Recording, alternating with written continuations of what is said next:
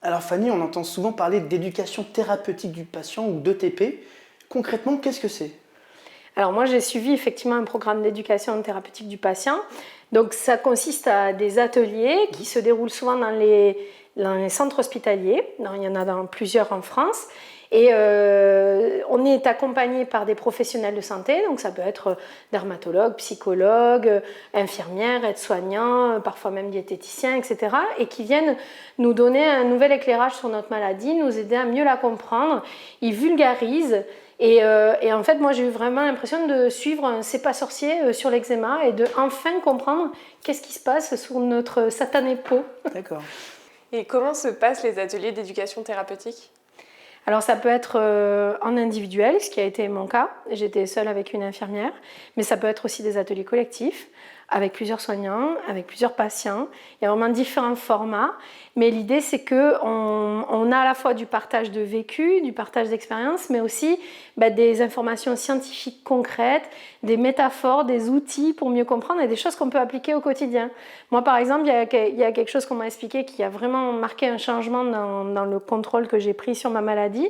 C'est la métaphore, comme l'eczéma atopique est une défaillance de la barrière cutanée et qu'on a cette espèce de ciment entre les cellules de la peau qui ne marche pas bien, et on m'a fait cette métaphore du mur de briques altéré et on m'a expliqué que quand c'était inflammatoire, que j'avais des plaques rouges, c'était le feu sous la peau et que voilà, le différent rôle des crèmes, que les crèmes hydratantes, les émollients étaient les maçons qui venaient réparer l'épiderme soit en amont des crises, soit après les crises, et que les crèmes qu'on nous prescrit à base de cortisone vont plutôt avoir le rôle des pompiers et venir éteindre le feu. Et donc cette métaphore, on peut la filer sur tout le fonctionnement de l'eczéma et franchement, ça aide à comprendre, à prendre du recul sur comment fonctionne notre maladie. Fanny, toi qui as suivi un programme de TP, qu'est-ce que ça t'a apporté?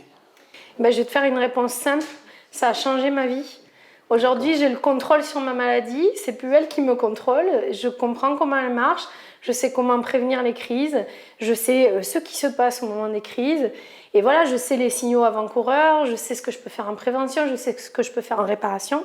Ça a vraiment changé le pouvoir que j'ai sur ma maladie.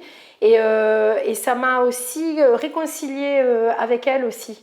Parce que j'entends le message qu'elle veut me faire passer et du coup je l'écoute et je lui apporte la bonne réponse et ça permet qu'aujourd'hui ça fait 5 ans que je vais bien.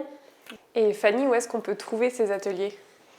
Alors majoritairement aujourd'hui ils se trouvent dans les centres hospitaliers, donc tu peux retrouver la liste des centres hospitaliers qui proposent des programmes de ce type sur différents sites, le site de la Fondation Eczéma, le site de la Société française de dermatologie, et encore d'autres sites. Pour l'instant, c'est uniquement dans les CHU, mais les soignants travaillent actuellement à faire sortir l'éducation thérapeutique du milieu hospitalier.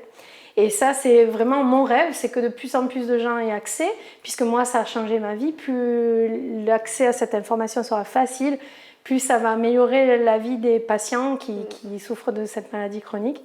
Donc voilà, et ce qu'on fait aujourd'hui, entre autres, ça contribue, donc yes.